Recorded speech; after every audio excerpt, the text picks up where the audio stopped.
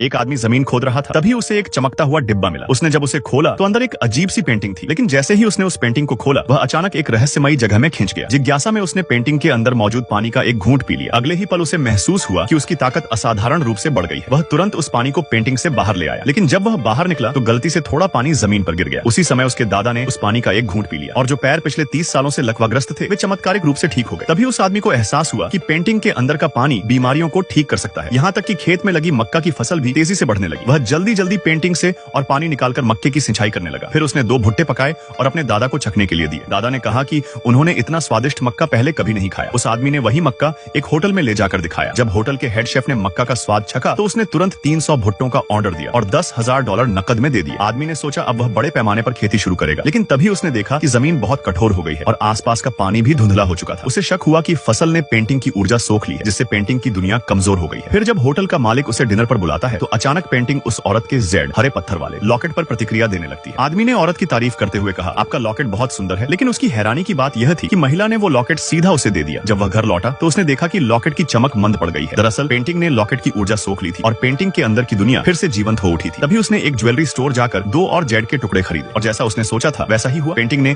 उन जेड की ऊर्जा भी सोख ली और फिर से पूरी तरह जीवित हो गई।